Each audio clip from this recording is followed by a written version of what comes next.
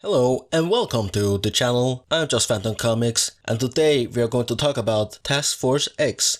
The Suicide Squad is a team of imprisoned villains at Belle Reve prison who go on high-risk missions for the US government in exchange for commuted sentences under the command of the heartless and brutal Amanda Waller. Waller, I'll see you in hell, you dirty The Suicide Squad's missions are highly classified and the government can deny any involvement with the Suicide Squad as they can just say that they are acts of random supervillains. The Suicide Squad has grown so successful over the years that they have gotten 2 theatrical live-action movies with Suicide Squad in 2016 and The Suicide Squad in 2021. That means that the Suicide Squad has had more theatrical releases than DC's most famous team, the Justice League. With that said, I'm here today to talk about my dream Suicide Squad lineup. Before we go into the video, if you go ahead and enjoy today's video, consider leaving a like and maybe subscribing, as it would really help grow the channel and get the video out there for more people to see. I have implemented 2 rules for this video, which are: rule number 1, a maximum of 9 members, as there were originally 9 members in David Ayer's Suicide Squad movie in 2016. They were bumped down to, I believe, 7 members, 7 core members in the Suicide Squad. Obviously there were way more in the beginning. And rule 2, which is no repeat, members from previous Suicide Squad movies, live action movies, so you will only see new members that probably have not appeared in the DCEU yet. Some of course have, but most of them haven't. Let's start with Amanda Waller, because without Waller there is no Task Force X program. The team leader of the Suicide Squad will be Bronze Tiger, aka Ben Turner, possibly the greatest martial artist in the world. Having studied under O-Sensei, you might have seen in that animated movie of Batman, something Batman and the Dragon or something like that. Bronze Tiger is a neutral in the fight for order and chaos and has worked as a hero and a villain. He has worked with Batman and Richard Dragon, or Ricardo Diaz, who appeared in season 6 of CW's Arrow. Bronze Tiger has been a member of GOOD, Global Organization of Organized Defense, the League of Assassins, and the Suicide Squad. Now to the most misunderstood villain of all time. It is Drury Walker, the Killer Moth. Killer Moth is basically Batman if Batman used moths. Now, Mr. Moth uses a wide variety of gadgets to aid criminals in their ventures.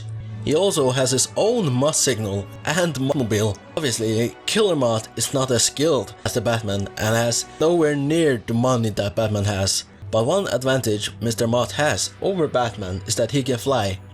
Well, as Charaxus anyways. Oh, wait, you never heard of him? Well, that was when he was possessed by the demon Neron, basically the devil. Killer Moth is seen as a joke in the criminal underworld. Take one guess why? Yeah, it's because of the Moth theme. Next up, we have Malcolm Merlyn, the Dark Archer.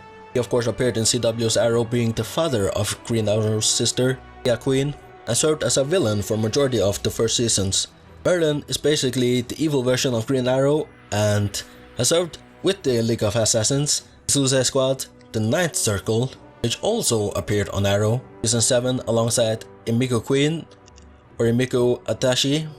She was really hated on that show, but I kinda liked her on the show, and the actress definitely didn't deserve the hate. Caitlin Snow, better known as the best incarnation of Killer Frost, is a villain, as the name suggests, with ice powers, a legacy name that many villains have used. Caitlin Snow was a scientist at Star Labs, but during an attempt to save herself from the evil organization Hive, she transformed into the Ice Queen herself. And no, I'm not talking about Elsa from Frozen, okay? Let it go, let it go. Killer Frost, albeit what incarnation, has been a member of Injustice League, Secret Society of Supervillains, and is often seen alongside other members of the Suicide Squad. She has also been fighting the good fight as a member of Justice League of America under the leadership of Batman in DC Rebirth. Now for some diversity to fill the Hollywood people of color quota in movies, we have Cheshire. No, I'm just kidding, of course. At first I was going to include Lady Shiva. She is of course of Chinese descent, but I thought it would be too much to include 2 League of Assassins members, and we need her in Matt Reeves' Batverse, as she is of course well known by DC fans as probably the greatest martial artist in the world. Now back to Cheshire. She is an enemy of the Teen Titans and known as one of the world's greatest and most ruthless assassins, so a great substitute for Lady Shiva. Cheshire has been a member of the Injustice League, and the Secret Six, and the Titans Villains for Hire, and she of course has appeared in Young Justice. She is the mother to Red Arrow's child. Kite-Man! Hell yeah!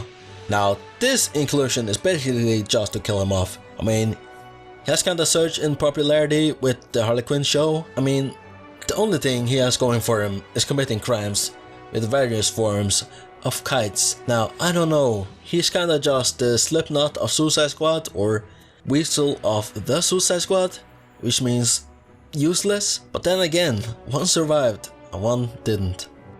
Silver Banshee is a sonic-powered supervillain and an enemy to Superman.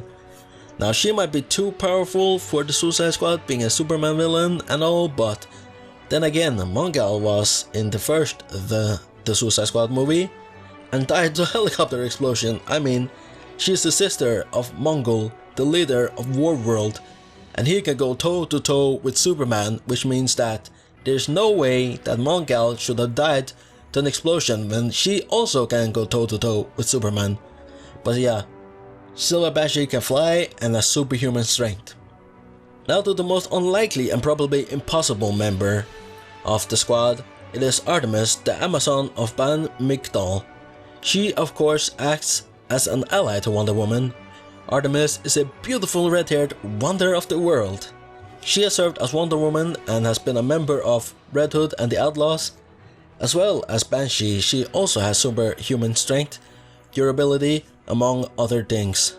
She's also kind of immortal, which means that she could potentially serve as a member of the Suicide Squad for a very long time.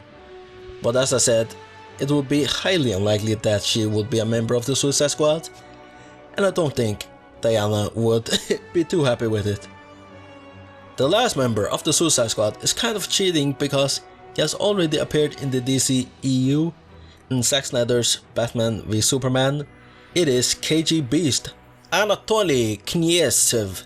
But he was very underutilized, and even though it looked like he died, I believe that he survived, and that would be the perfect reason to throw him in that iconic KG Beast outfit with the machine gun for an arm. KG Beast, of course, is known as one of Batman's murder victims, as he was locked in a room forever with no escape, and as the name suggests, he has been a member of the Russian KGB.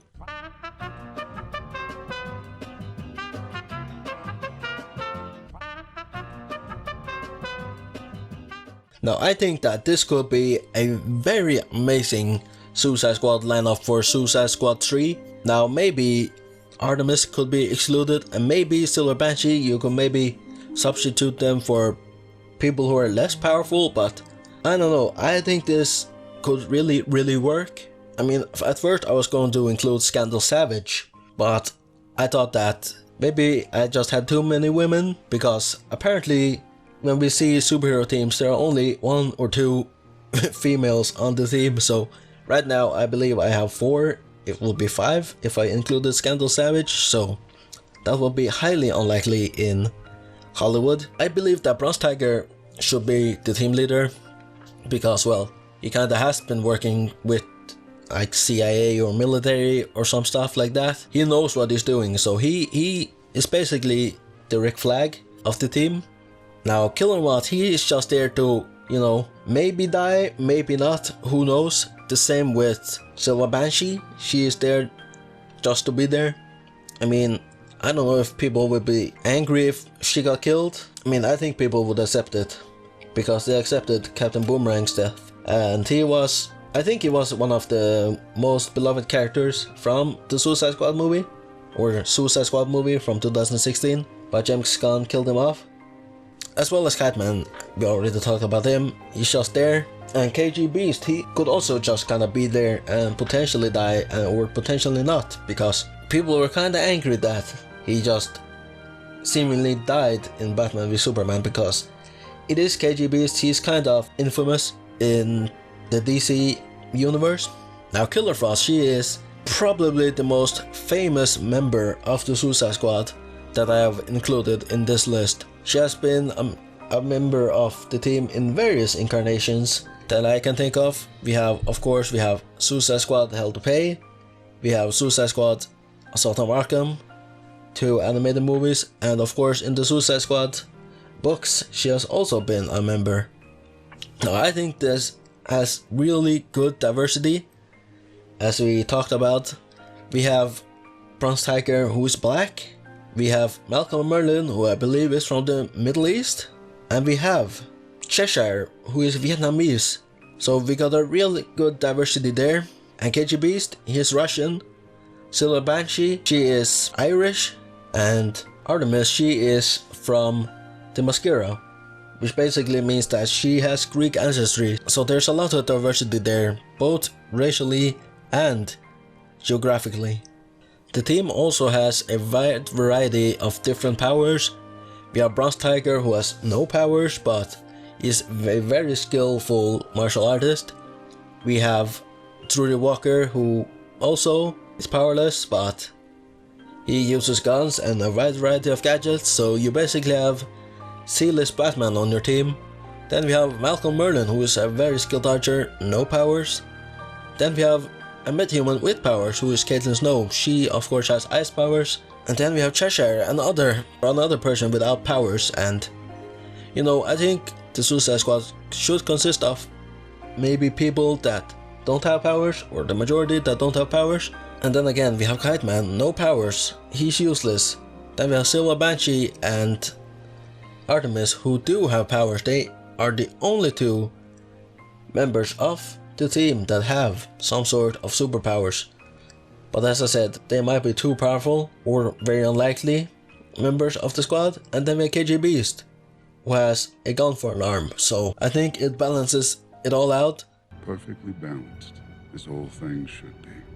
Mostly just non-powered people, and I think it could work. If you did enjoy today's video, please leave a like, subscribe to see more lists and whatnot. Thank you so much for watching, and goodbye.